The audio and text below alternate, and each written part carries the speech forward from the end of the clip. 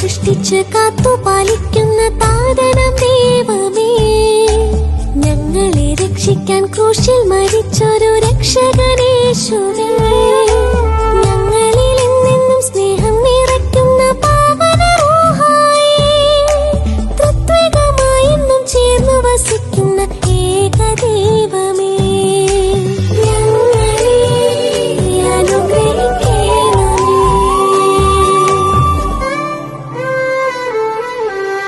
നന്മ നിറഞ്ഞു വിശുദ്ധി വിളങ്ങുന്ന കന്യകയാമരിയേ,